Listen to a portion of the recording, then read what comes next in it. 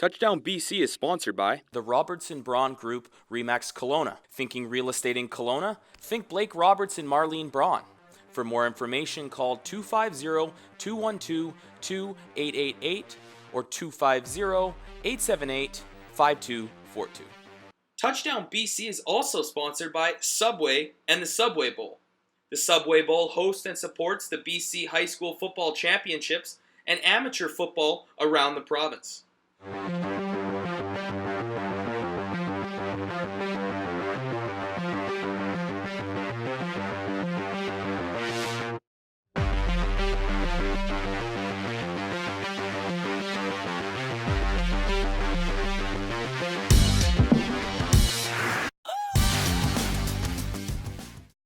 Welcome to Touchdown BC. I'm your host, Adam Kordick, and joining me is my co-host with the stash, Ty Clark.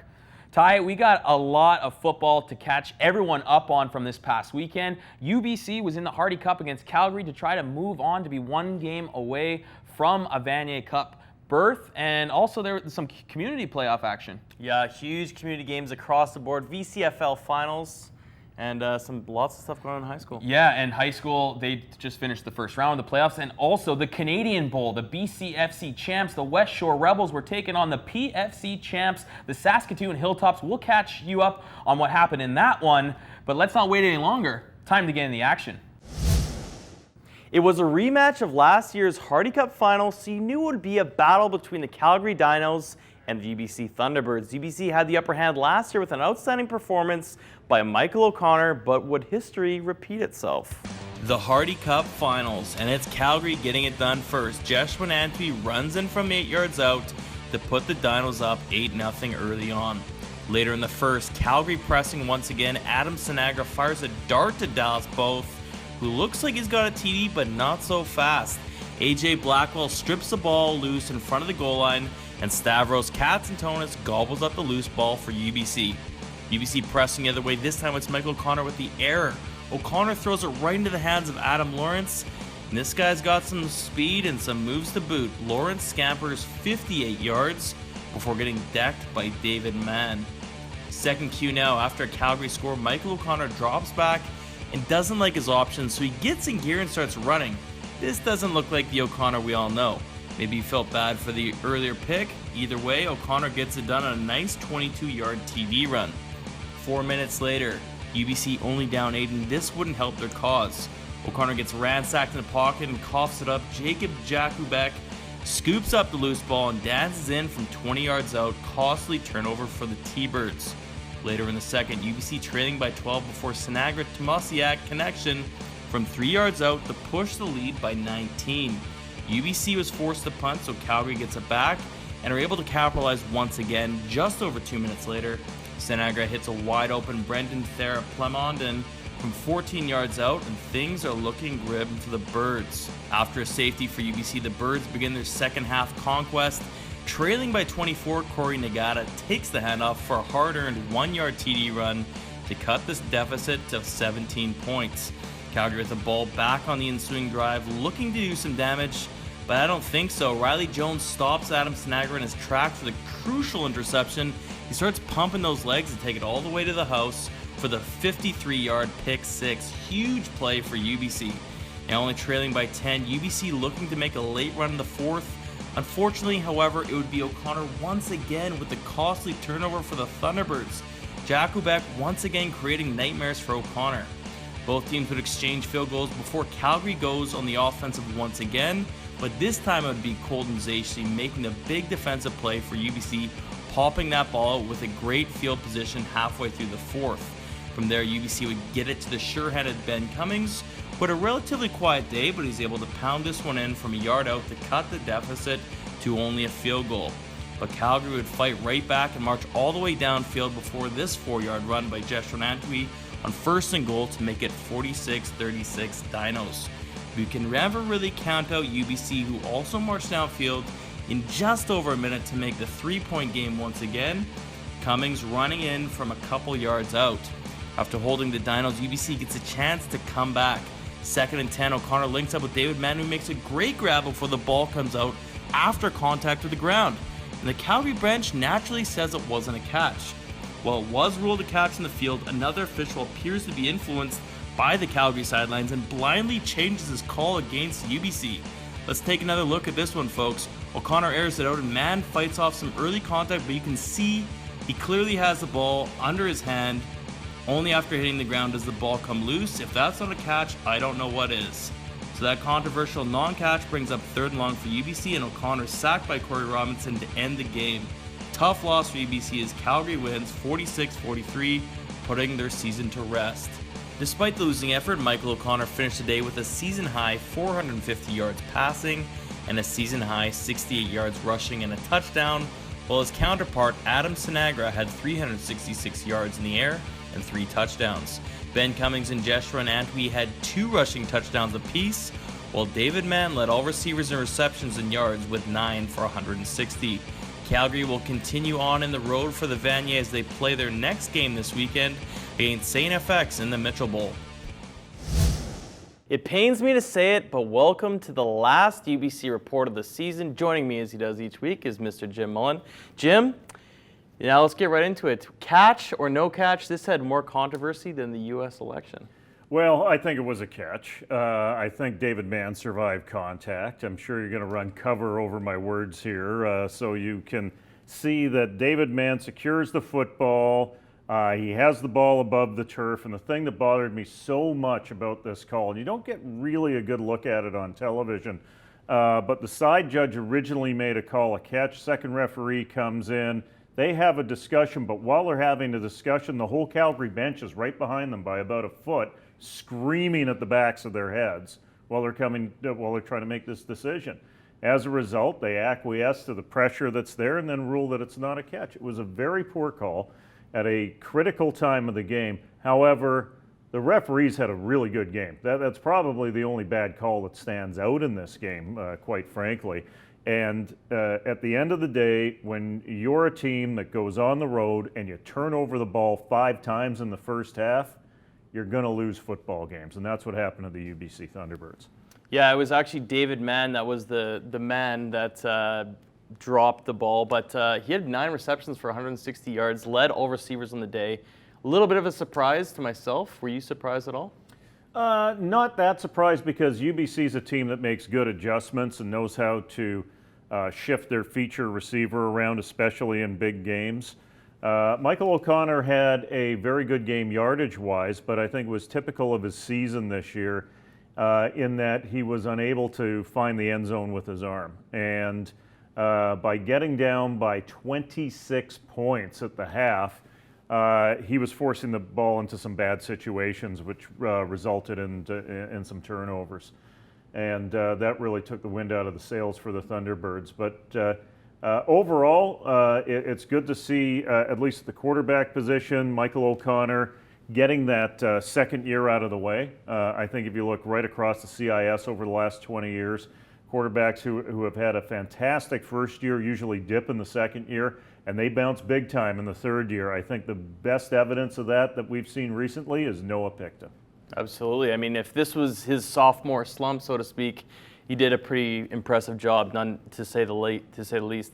Now, he had 450 yards on the day. Unfortunately, Adam Sinagra had 3 touchdowns. That was probably the difference in why he was offensive MVP. Yeah, well, the great thing about Adam Sinagra is for a guy who's listed as a second-year guy but is really playing his freshman season with the Calgary Dinos, man, that kid has got loads of poise. He is composed in the pocket. He's got pure leadership ability, and he's got fantastic mechanics and a cannon for an arm. And with the coaching of the offensive coordinator, Ryan Sheehan, he's Pat Sheehan's son, Pat coaching at Queens many years now.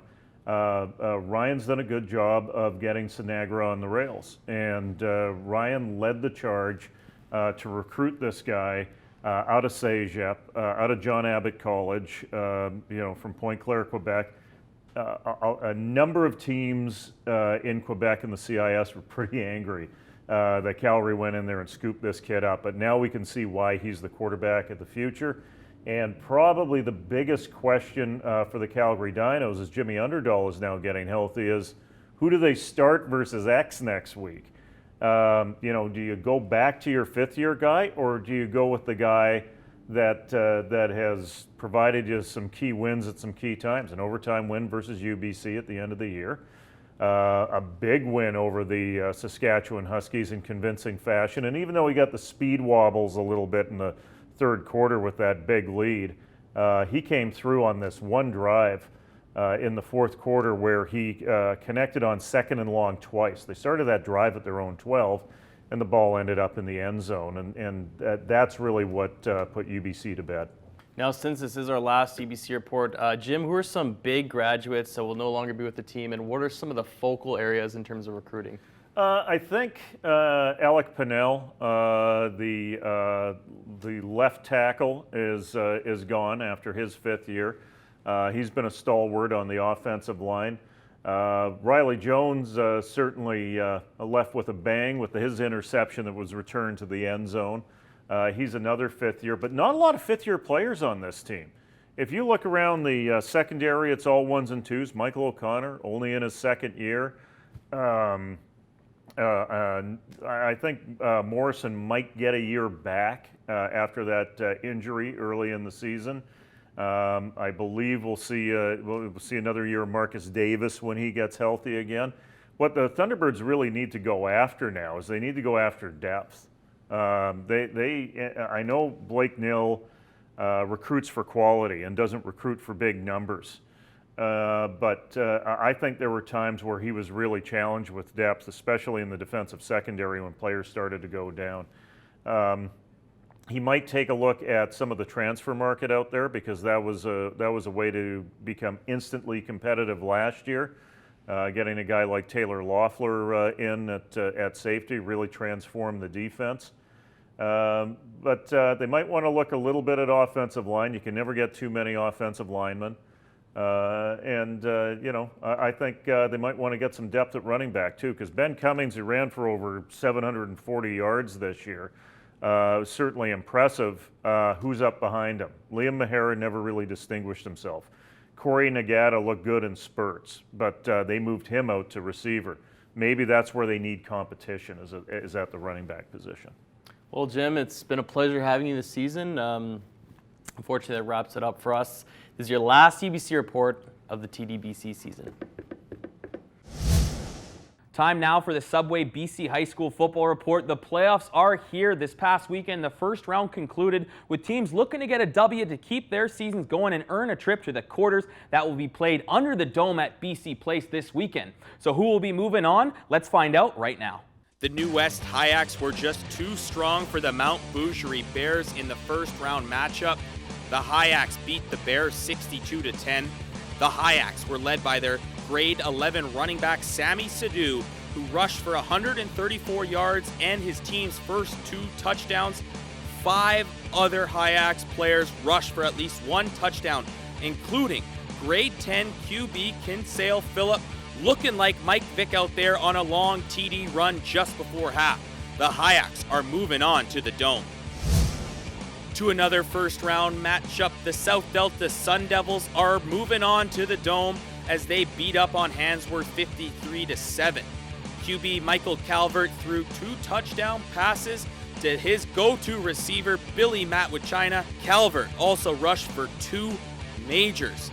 Running back Grant McDonald got in on the action as well, running hard all day and finding the end zone twice. The South Delta Sun Devils advance to the quarterfinals. Now here's a look at the rest of the scores from the first round in AAA. Abbotsford beats Lord Tweedsmuir 41-19, led by Samuel Uko's 380 rush yards. Mount Douglas advances with a 52-7 win over WJ Mowat. Centennial gets by Belmont, beating them 23-14, and Vancouver College is moving on after beating rival STM 27-0.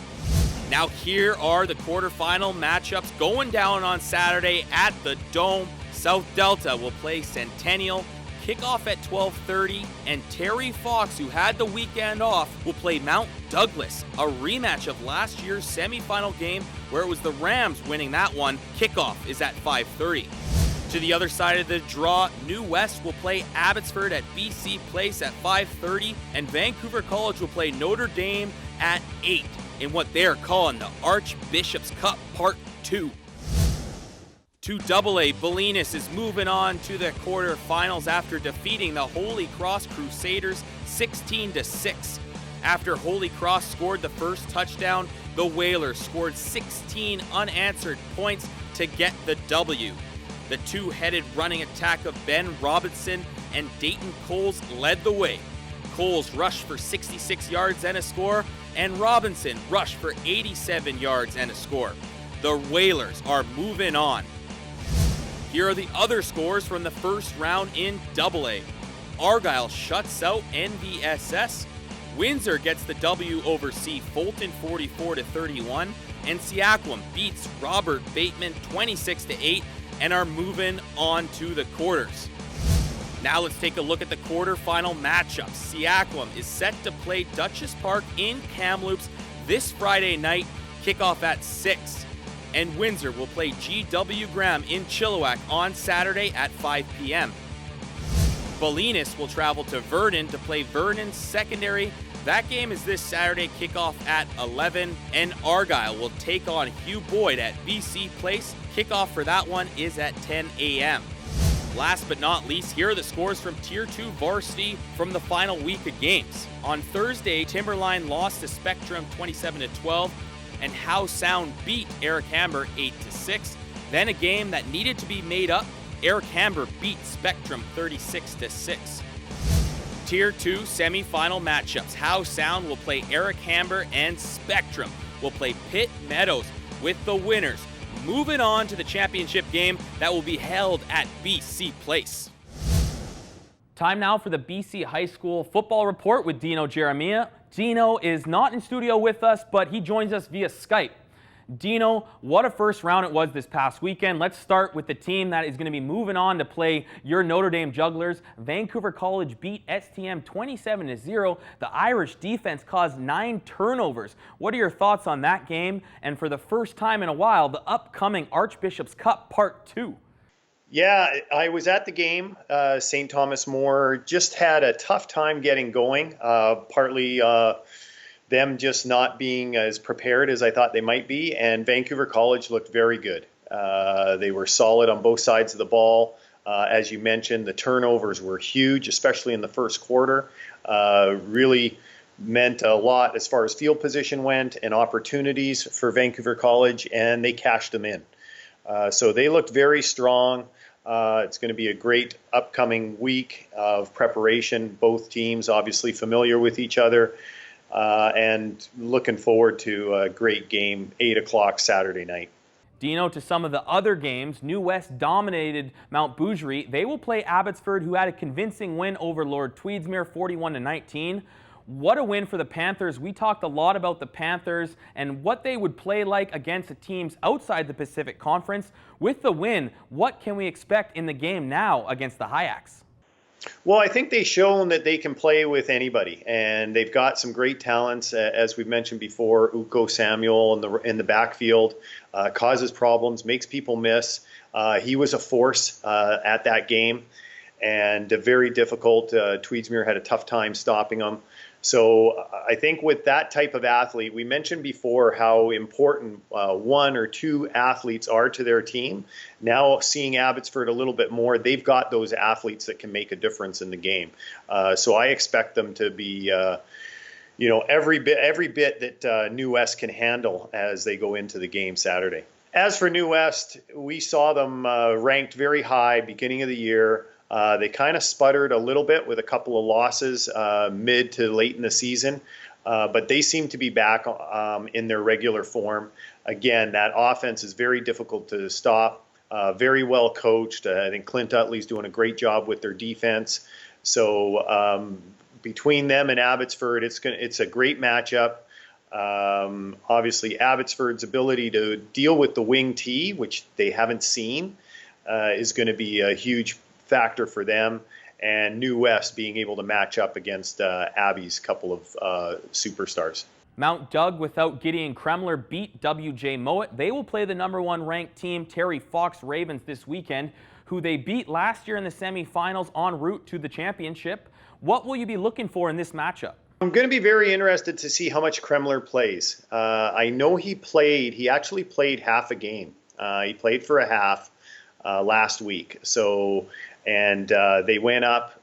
They had the game in hand, so he was able to come out and give himself a little bit more rest. So it'll be interesting to see how much he's recovered. I don't like their chances if Kremler's not playing. Obviously, if Kremler's playing, you can see that they're a different team.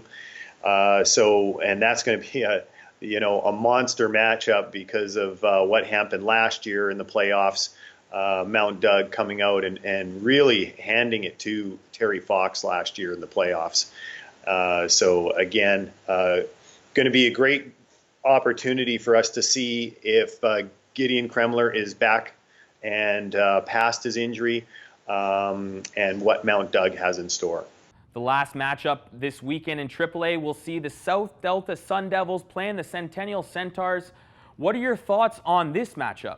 Well, I got to say, I was a little surprised that Centennial was able to take on Belmont. I thought Belmont was doing some good things, especially in the tail end of the season. Centennial full value for the victory. Nick Green again, a couple of big, huge plays, punt return for a touchdown, which really sent the game into Centennial's favor. So he's going to be a talent to watch. South Delta, we mentioned before, it's a different team. Grant McDonald back in the lineup. He makes all the difference for South Delta, and they've been very physical. They're playing with a lot more confidence, and that's what can happen when you've got that great player or somebody that your team leans on, a leader. That's what can happen, and they're going to be dangerous this playoff. It was the weekend we were all waiting for in community football with some epic battles in the VCFL finals across the board. But let's not dilly-dally any longer. Let's get into the action. Junior Bantam VCFL finals, and from the get-go it's Logan, the Beast Buckwitz, doing what he's been doing all season long, punishing defenders and scoring touchdowns. 12 seconds left in the first half and the Giants go back to the Beast, and this guy simply doesn't make mistakes. The Beast has a second and 2 quarters. Fast forward to the third Q now, Giants ball. Take a guess what happens. That's right, it's Logan Buckwitz, aka Gronk 2.0, with a nice catch over the middle, in between a couple sprawling Bears, and with the size and speed the Beast has, there really isn't much of a chance for anyone in the gold jerseys. Bucky's third of the day already. Tail end of the third, and it's the Giants switching it up a little bit. This time it's Joshua Caverly getting the rock from the Beast, blocking in front for him. Giants flexing their muscles going into the fourth. But the fourth Q was the Bears' time to shine. After pushing downfield, Dallas Pattenden gets it out of the backfield, and he just refuses to go down, well, at least refusing to go down anywhere before the end zone. Bears on the board. With the game seemingly out of reach, someone forgot to tell Jackson Stebbings. Stebbings puts his wheels to the test and takes off outside, securing another score for the Bears, but unfortunately was in a losing effort as the Giants win 26-12. Now over to the scores from VMFL semifinal play this past weekend. Pee Wee VCFL finals underway, Falcons versus the Knights, and it's Abbotsford that starts things off in the second quarter. AJ Nguyen finds a huge hole and takes advantage, bursting to the outside, and finds the end zone to put the Falcons up 8-0. Fast forward to the last 2 minutes of the fourth, Knights pressing, and it's the Falcons with a huge sack and forced fumble. What a huge turnover for Abbotsford White. With just over 30 seconds left to put this game out of reach, it's Tayshawn Cadlin with a beautiful run into the promised land. I mean, this run was so nice, we have to show it again. Catlin looked like a seasoned vet, putting his body on the line and diving in over the pack. That's a piece of art. And that would be it. Abbotsford wins the Pee Wee VCFL finals 16-0 over the Meadow Ridge Knights. And now the scores in the Pee Wee VMFL semifinals. Time for the VCFL Atom finals, and the Abbotsford Falcons Black strike first. Joel Muller is wide open for the reception and TD to put the Birds on top. But not so fast. The North Langley Bears have Benjamin Evans on their team, so you can never really count them out. Evans used his crazy speed to get the Bears back in it. The Bears scored another TD before the half, but this is exactly the kind of start they wanted to have in the second half. After what looked like a near disaster for the Falcons, Jaden Sharma picks up the rock, and he's looking to go deep. After cutting through the middle, Sharma keeps pumping those legs. He's able to outrun all the gold jerseys. Falcons starting to take flight now.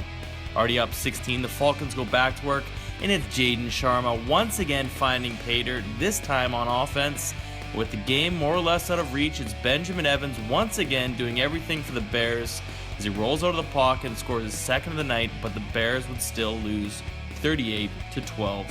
There were no games in midget this past weekend, but the stage is set for the semifinals this Sunday. Game 1 will feature the Spartans and the Stampeders, while the Kodiaks take on the Bears in Game 2. Now over to the scores from VMFL semifinal play this past weekend. The 109th Canadian Bowl was played this past weekend in Langford, British Columbia. The BCFC champs, the West Shore Rebels, versus the PFC champs, the Saskatoon Hilltops. The West Shore Rebels were looking to win their first national title in team history, where the Saskatoon Hilltops were looking for their third straight national championship.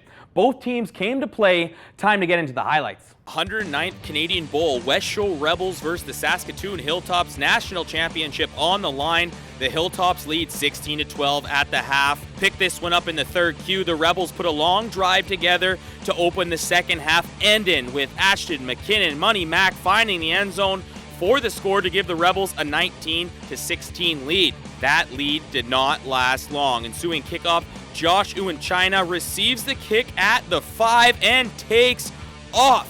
Makes a couple moves and he is gone. Down the sideline, going 105 yards to the house. The Hilltops take the lead 23-19.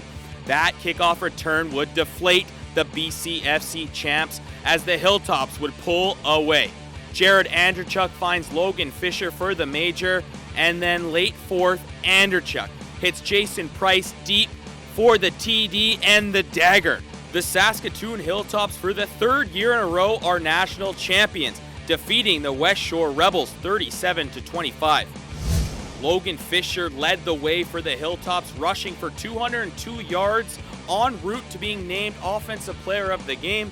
Defensive Player of the Game went to linebacker Cody Peters. Just wanted to give a shout out to the Rebels team. Although it was not the result they wanted, they represented the BCFC in a great way. Congrats on a great season, and I can't wait to see what's in store for the Rebels next year. Well, that about does it for this episode of Touchdown BC. Adam, it's a shame that the UBC game was ended in controversy. Yeah, it looked like it was a catch, but it's hard to win a game when you turn the ball over 5 times.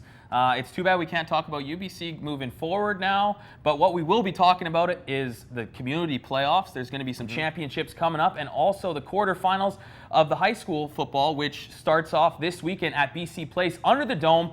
So come back next week and we'll recap you on all the football going around this great province. Thanks for watching. Go enjoy the games and take care. Touchdown BC is sponsored by